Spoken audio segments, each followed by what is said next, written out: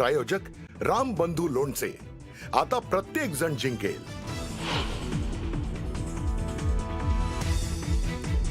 कोणताच तू काय झालास तू, भ्रष्टाचारांना स्वतःच्या पांघरुणात घेतलंस तू, मला मुख्यमंत्र्यांची दया येते म्हणत उद्धव ठाकरेंचा हल्ला बोल.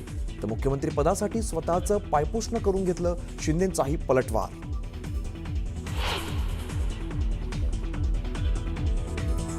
अनाकोंडा मुंबई गिळण्याच्या दिशेने पुढे निघालाय म्हणत उद्धव ठाकरेंचा हल्ला बोल. तर मुंबईला लुटणाऱ्यांनी अमित शहांवरती बोलू नये, एकनाथ शिंदेंनीही सुनावलं. पालिका निवडणुकीसंदर्भात रवींद्र चव्हाण आणि एकनाथ शिंदेंची बैठक. कालच्या शहांच्या भेटीनंतर आज चव्हाणांची शिंदेंसोबत चर्चा.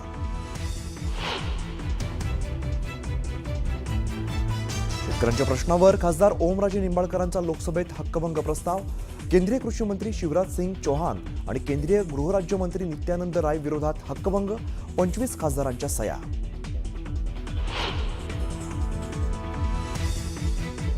मुंबई मनपा निवडणुकीच्या तोंडावर सेस आणि पागडी इमारतींबाबत एकनाथ शिंदेंची मोठी घोषणा.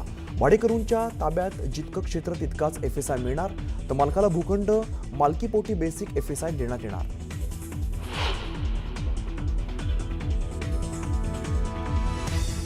30 जानेवारीपासून राळेगण सिद्धीत अण्णा हजारे पुन्हा आमरण उपोषणाला बसणार. राज्यात सशक्त लोकायुक्त कायदा तातडीने लागू करण्याची अण्णांची मागणी.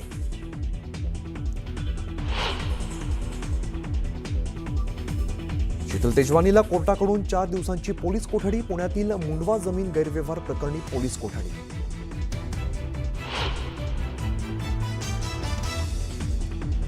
मुंबईतील सर्वच पोलीस वसाहतींच्या पुनर्विकासासाठी धोरण बनवणार. हक्काची घरं माफक दरात देण्याचा सरकारचा प्रयत्न. तर 2 महिन्यात अहवाल सादर करण्याचे मुख्यमंत्र्यांचे आदेश.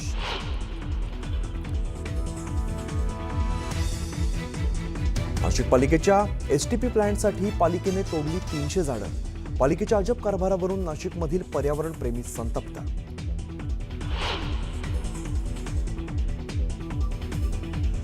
गोवा क्लब आग प्रकरणात लुथरा ब्रदर्सना मोठा धक्का. रोहिणी कोर्टाने अग्रिम जामीन याचिका फेटाळली. दोघांना भारतात परत आणण्याची कायदेशीर प्रक्रिया सुरू. ब्रेकनंतर स्वागत. एक महत्त्वाची बातमी समोर येते, ती म्हणजे राष्ट्रवादीचे नेते जिशान सिद्दीकी यांची सुरक्षा कमी केल्याबद्दल मुंबई उच्च न्यायालयाने आज राज्य सरकारला खडेबोल सुनावलेत. सुरक्षा कमी करण्याच्या राज्य सरकारच्या हेतूवरच मुंबई उच्च न्यायालयाकडून प्रश्नचिन्ह उपस्थित करण्यात आलंय. प्रथमदर्शनी चुकीच्या हेतूने सुरक्षा कमी केल्याचं निरीक्षण देखील यावेळेला मुंबई उच्च न्यायालयाकडून नोंदवण्यात आलंय. सुरक्षा कमी केल्यानंतर जिशान सिद्दीकी यांना काही झालं तर कोण जबाबदार, असा सवाल देखील मुंबई उच्च न्यायालयाने राज्य सरकारला केलाय. कोणत्या आधारावरती तुम्ही सुरक्षा कमी केली, असंही यावेळेला न्यायालयानं राज्य सरकारला विचारलं. धक्कादायक म्हणजे थ्रेट परसेप्शन समितीच्या बैठकीच्या नोंदीची मुंबई उच्च न्यायालयाने माहिती मागवली असता बैठक झाली नसल्याचं उघड झालंय.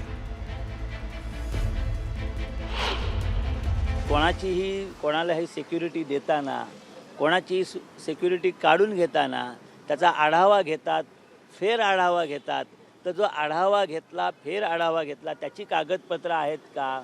कमिटीची काय मीटिंग झाली अशी कागदपत्रं आहेत का? निर्णय घेणाऱ्यांच्या सह्या काही आहेत का? तर त्याच्यावर त्यांच्याकडे कोणतंही उत्तर नव्हतं. दिस प्रायमा फेसी ॲपियर्स टू बी मालाफायडी, म्हणजे सकृत दर्शनी हे मुद्दाम केलेलं चुकीचं, म्हणजे आमचं जे म्हणते की रिव्हेंज म्हणून, सूड म्हणून काढून घेतलेली आहे. ते एका अर्थाने न्यायालयाने हे सदोष दिसतंय म्हणून एक ऑब्जर्वेशन केलं. की सुरक्षा बिल्कुल कम कर दी गई है. जहाँ 7-8 स्टेन गन के साथ लोग थे, अभी 2 वो पिस्टल के साथ कांस्टेबल है, जो मेरे हस्बैंड के साथ भी थे. और मेरे हस्बैंड ने भी लेटर दिया है सिक्योरिटी बढ़ाने के लिए, क्योंकि उनको थ्रेट थी, लेकिन वो उसकी सुनवाई नहीं हुई. और अब जैसे ही मैंने याचिका डाली है कोर्ट में, न्यूज़ आने तक उनकी सिक्योरिटी हटा दी गई.